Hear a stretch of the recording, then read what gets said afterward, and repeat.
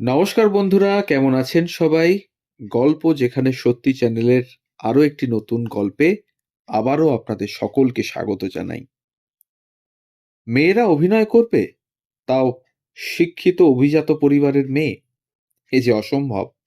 সে যুগে জমিদার এবং honorary magistrate Gangadhar প্রসাদ সাহুর মেয়ের পক্ষে অভিনয়ের জগতে আসা তাই সহজ ছিল না মোটেই।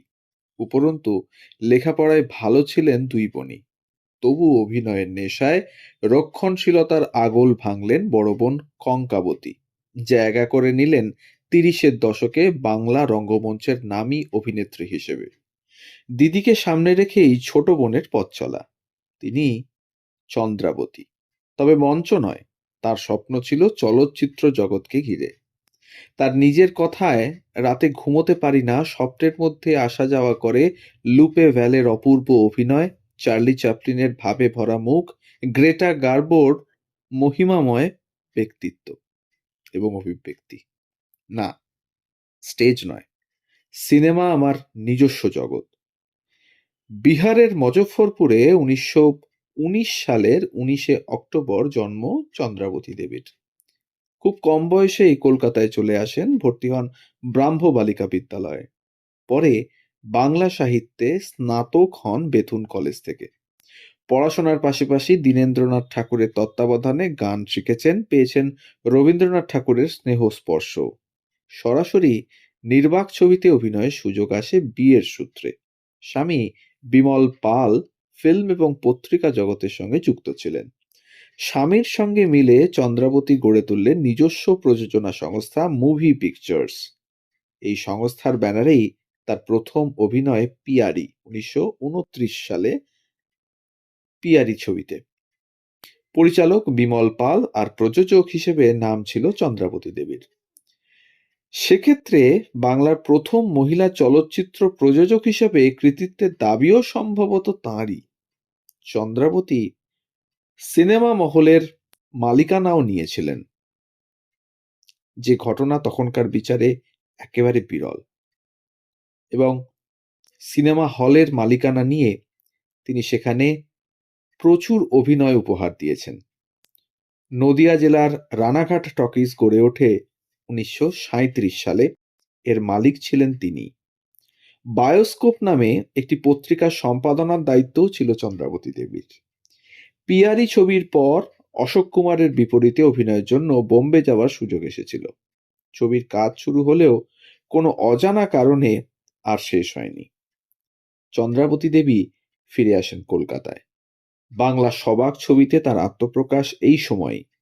শিশির কুমার ভাদুড়ির সীতা নাটকের চলচ্চিত্রায়ন করবেন বলে ঠিক করলেন। উর্মিলার ভূমিকায় মনোনীত করলেন চন্দ্রাবতীকে। মেকআপ টেস্ট দিতে নিউ থিয়েটার্স স্টুডিওয়ে এলেন চন্দ্রাবতী দেবী। হার তাকে দেখেই পছন্দ হয়ে গেল দেবকী কুমার বসুর। তার মীরাবাই, যা প্রকাশিত হয়েছিল ১৯৩৩ সালে, এই ছবিতে গায়িকা নায়িকার ভূমিকায় অনবদ্য অভিনয় করলেন চন্দ্রাবতী দেবী। অবশ্য শুটিংয়ের সময় একদিকে পরিচালক আর অন্যদিকে সুরকার রায়চাঁদ বড়াল, দুই দিকপালকে খুশি করতে নাজেহাল অবস্থা হতো তাঁর। পরের বছর দক্ষযজ্ঞ ছবিতে সতীর চরিত্রে অভিনয় করেও চিত্র সাংবাদিকদের প্রশংসা কুড়িয়েছিলেন তিনি। প্রমথেশ বড়ুয়া দেবদাস ছবিতে চন্দ্রমুখীর ভূমিকায় অভিনয়ে চন্দ্রাবতী দেবীকে অনন্য মর্যাদায় প্রতিষ্ঠিত করে। নাচে গানে অভিনয়ে মাতিয়ে দিয়েছিলেন তিনি। স্বয়ং শরৎচন্দ্র তাকে বলেছিলেন, আমার রচনার চেয়ে অনেক বেশি সতেজ হয়েছে তোমার অভিনয়। শোনা যায় দত্তা ছবিতে বিজয়ার ভূমিকায় অভিনয়ের জন্য লেখক নিজেই অনুরোধ করেছিলেন তাকে। সৌন্দর্য আর ব্যক্তিত্ব সহজাত হলেও সাজতে বড় ভালোবাসতেন চন্দ্রাবতী দেবী। মেকআপ রুমে কাটিয়ে দিতেন প্রায় ২ থেকে ৩ ঘন্টা।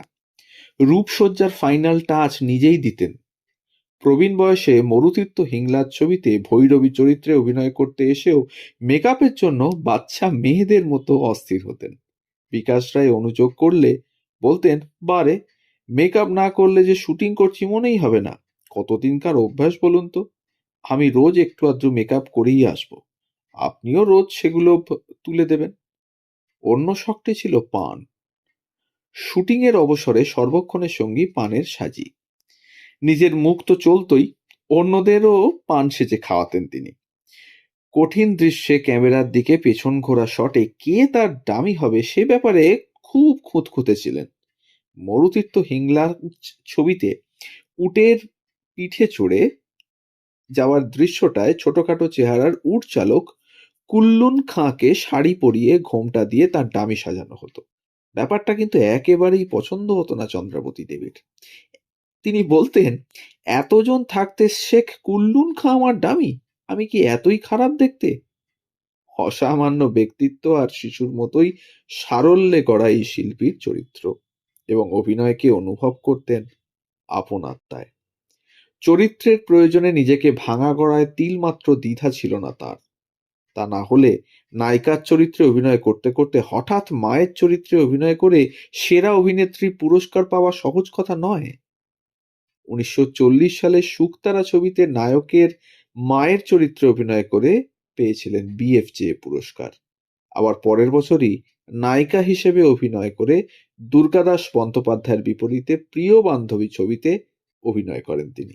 কাহিনীকার প্রবোধ কুমার সান্যাল, পরিচালক সৌমেন মুখোপাধ্যায়। এটি দুর্গাদাস বন্দ্যোপাধ্যায়ের শেষ ছবি।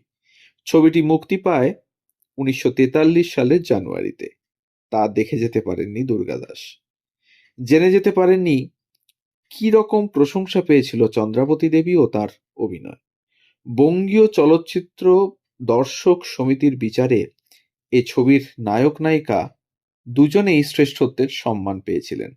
দুই পুরুষ 1945 সালে চলচ্চিত্রে ও ছবি বিশ্বাসের বিপরীতে বিমলা চরিত্রে অভিনয়ের জন্য সেরা অভিনেত্রীর পুরস্কার পান চন্দ্রাবতী দেবী।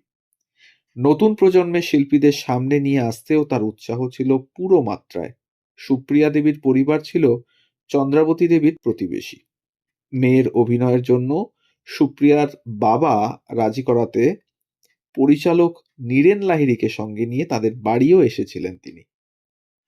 50 বা 60-এর দশকে প্রধানত চরিত্রাভিনয়ের দিকে সরে আসেন চন্দ্রাবতী দেবী। অগ্নি পরীক্ষা, ত্রিজামা, একটি রাত, জীবন তৃষ্ণা, পথে হলো দেরি, বিচারক, কায়াহীনের কাহিনী, রাজকন্যা, আমি সিরাজের বেগম প্রভৃতি ছবিতে স্মরণীয় হয়ে আছে ছোট অথচ গুরুত্বপূর্ণ ভূমিকায় তার অভিনয়। 70-এর দশকের শেষ দিকে নিজেকে গুটিয়ে নেন অভিনয়ের দুনিয়া থেকে। সুলেখিকাও ছিলেন চন্দ্রাবতী দেবী। একাধারে অভিনয়, গান, প্রযোজনা, পত্রিকা সম্পাদনা সবকিছুতেই স্বতন্ত্র প্রতিভার আলো ছড়িয়ে যাওয়া এই অনন্যার চিরবিদায়ের দিনটি ছিল 22শে এপ্রিল 1992। তখনই প্রায় বিস্মৃত তিনি। পত্রপত্রিকায় তার প্রয়াণের খবর ছাপা হয়েছিল একেবারে দায়সারাভাবে, কিন্তু এটা হয়তো তার প্রাপ্য ছিল না। তিনি পেতে পারতেন আরো সম্মান। তাই আমাদের চ্যানেলের তরফ থেকে আজকের এই গল্পটি ট্রিবিউট হিসেবে রইল চন্দ্রাবতী দেবীর জন্য। আমাদের গল্প এবং তথ্য যদি ভালো লাগে তাহলে আমাদের চ্যানেলে নতুন হলে অবশ্যই চ্যানেলটিকে সাবস্ক্রাইব করে একটু পাশে থাকবেন।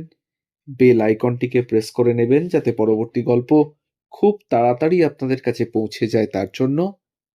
আর যদি ভালো লাগে এতটুকু তাহলে একটা লাইক, একটা কমেন্ট আর একটু শেয়ার করে দেবেন আমাদের গল্পগুলো, যাতে আমরা আরো অনেক মানুষের কাছে পৌঁছে যেতে পারি সেই আশায়।